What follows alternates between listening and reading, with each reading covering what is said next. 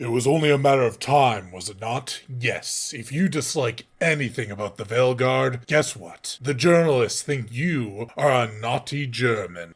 To a person with any common sense, this is straight up unhinged. Start a world war, murder millions of people, use government power to enforce censorship and control over the population, versus not liking a game because it has bad writing and forces propaganda and preaches the woke religion.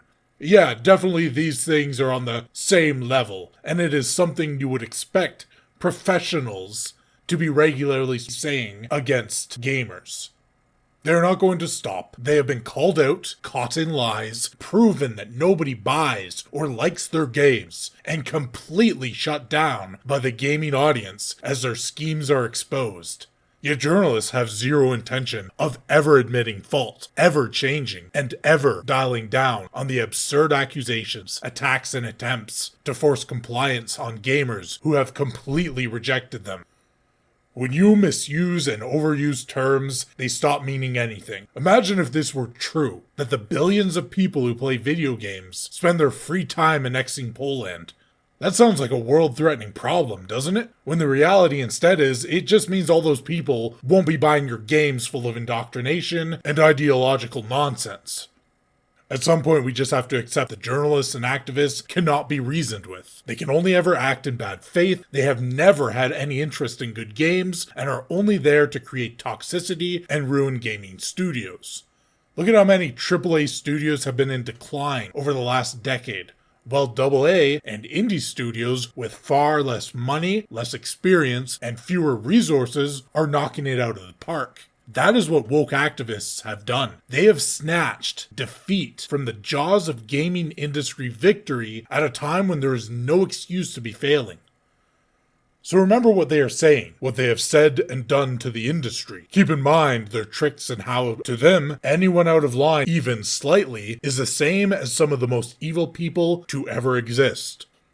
They cannot be reasoned with. Do not waste your time trying to think logically about what they say. But they cannot be ignored. They do too much damage in the shadows. Everything they do is deceit with a political purpose behind it. They want to force propaganda into gaming, want to silence and eliminate any culture they do not agree with. Their ideology can only exist in a vacuum where there are no other options. Since wokeness is so repugnant to everyone in the world that anyone can tear its doctrine apart using the freedom of speech they despise so much. They want you to believe the world and gaming is in a dire situation nearing collapse. No.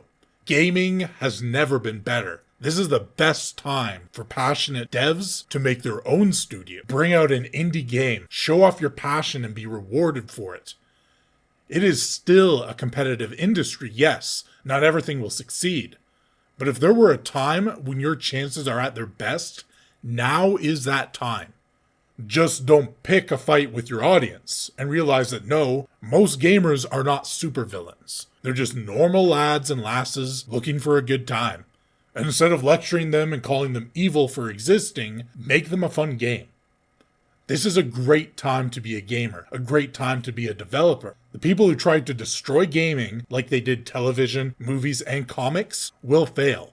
And we will keep an eye on consultants, censorship-loving activists, psycho-journalists, and the ESRB, and eventually studios will realize that their audience is not some media aristocrats that hate everyone who doesn't agree with them on everything. The people playing and buying their games are gamers with widely different views on all sorts of things, but all with one single thing in common that binds and unites us. We want good games.